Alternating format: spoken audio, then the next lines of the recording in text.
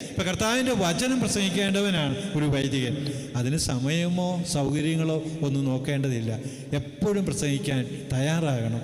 പൗലോസ് നമ്മുടെ ഫ്രാൻസിസ് മാർപ്പാപ്പ എവഞ്ചേലി ഗൗദിയം, സുവിശേഷത്തിൻ്റെ ആനന്ദം എന്ന് പറയുന്ന അപ്പസ്തോലിക പ്രബോധനത്തിലെ ഒരു ചാപ്റ്റർ മുഴുവൻ വചന പ്രഘോഷത്തെ പറ്റിയാണ് പറയുന്നത്. വചനം പ്രഘോഷിക്കുക അത്ര എളുപ്പമുള്ള കാര്യമല്ല. നന്നായി ഒരുങ്ങി നല്ല വേർപ്പൊഴുക്കി പ്രസവവേദന ശരിക്കും അനുഭവിച്ചാലേ നന്നായി വചനം പ്രസംഗിക്കാൻ പറ്റത്തുള്ളൂ. അങ്ങനെ ഒരുങ്ങണം. നമ്മൾ ഇപ്പോൾ ഒരുങ്ങേണ്ടതുണ്ട്, അതിൽ പറ്റത്തില്ല. അപ്പോൾ വചനം പ്രസംഗിക്കണം. ഇന്ന് കാലഘട്ടങ്ങൾ മാറി, പണ്ടത്തെ പോലെ ഇന്നല്ല. ക്രിസ്മസ് കരോൾ പോലും നടത്താൻ നമ്മുടെ സ്വന്തം ഭാരതത്തിൽ നമുക്കിപ്പോൾ സ്വാതന്ത്ര്യം നഷ്ടപ്പെട്ടുകൊണ്ട് വരിക. പത്രത്തിൽ വായിക്കുന്നുണ്ടല്ലോ. ഇന്നത്തെ ദീപ പത്രത്തിൽ കൊടുത്തിട്ടുണ്ട്, ഒരു പാസ്റ്ററേയും അദ്ദേഹത്തിൻ്റെ ഭാര്യയെയും ജയിലിൽ പിടിച്ചിട്ട കാര്യം പറഞ്ഞുകൊണ്ട്. ഇന്നലെ ഒരു വീഡിയോ ക്ലിപ്പ് ഇറങ്ങി, ഞാനും അത് കാണുകയുണ്ടായി. അത് നമ്മുടെ പാണങ്ങാടൻ പിതാവിൻ്റെ ഒരു പ്രസംഗത്തിനിടയ്ക്ക് വന്നാണ്. ഏതോ ഒരു സ്ഥലത്ത് ഒരു ബംഗ്ലാദേശുകാരൻ ഇന്ത്യയിൽ വന്ന് ഇവിടുത്തെ ഹിന്ദുവായി തീർന്നിട്ട്, മുസ്ലിം ആയിരുന്നു, ഹിന്ദുവായി തീർന്നിട്ട് അവനൊരു ദേവാലയത്തെ കടന്നു ചെന്ന് അവിടുത്തെ ആ പാസ്റ്ററെ ഉപദ്രവിച്ചില്ല, എന്നാലും മോശമായ രീതിയിൽ പെരുമാറുന്നത്. വചനം പ്രസംഗിക്കേണ്ട പുൾപിറ്റിൻ്റെ അവിടെ കയറി നിന്നുകൊണ്ട് ഭീഷണിയുടെ സ്വരം പെടുത്തുകയാണ് ചെയ്യുന്നു.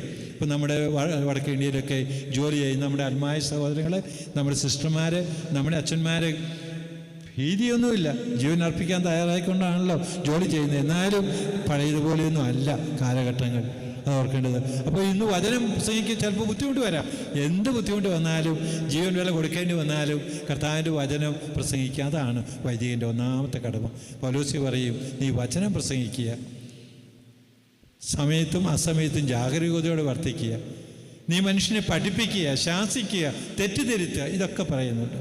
വചനം പ്രസംഗിക്കുന്നില്ലെങ്കിൽ നിനക്ക് ആ ദുരിതം എന്ന പൗലോസ് പറഞ്ഞിരിക്കുന്നത്. അപ്പോൾ നമുക്ക് വചനത്തിൽ പ്രസംഗിക്കുന്നത് ഒഴിയാൻ പറ്റുകയില്ല.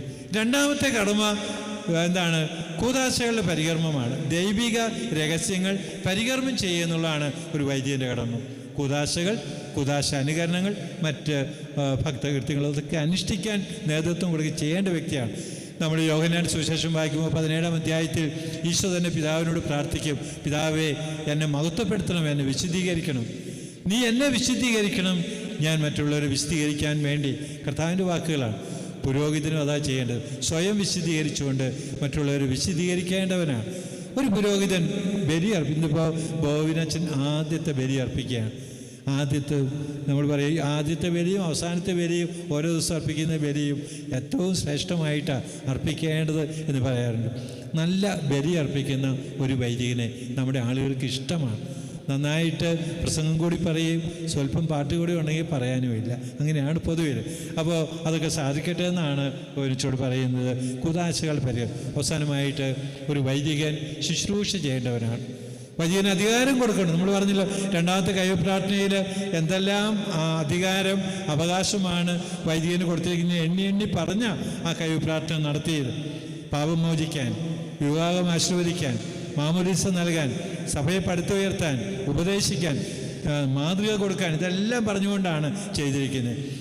നമ്മുടെ വൈദികരുടെ ആ നേതൃത്വം അദ്ദേഹം ഇടയനായിട്ട് നിയോഗിക്കപ്പെടുകയാണ്. നയിക്കാനുള്ള നേതൃത്വമാണ് അത്.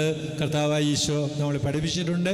വത്തിക്കാൻ കൗൺസിലും തുടർന്ന് പിതാക്കന്മാരൊക്കെ നമ്മൾ പറഞ്ഞിരിക്കുന്നത് അത് സെർവൻറ്റ് ലീഡർഷിപ്പാണ് പറഞ്ഞിരിക്കുന്നത്.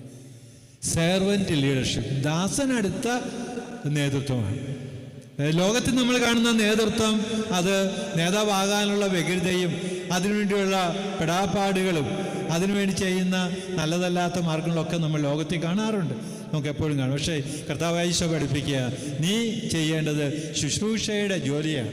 പൗലോസ്യയുടെ ലേഖനം വായിക്കുമ്പോൾ ഒന്നുകിൽ ആരംഭത്തിൽ, അല്ലെങ്കിൽ അവസാനം, അല്ലെങ്കിൽ മധ്യത്തിൽ എവിടെയെങ്കിലും പൗലോസ്യ പറഞ്ഞിരിക്കും യേശുക്രിസ്തുവിൻ്റെ ദാസനും അപ്പസ്തോലനാകാൻ വിളിക്കപ്പെട്ടവനുമായ പൗലോസ് ദാസനാണ് എന്ന ചിന്ത.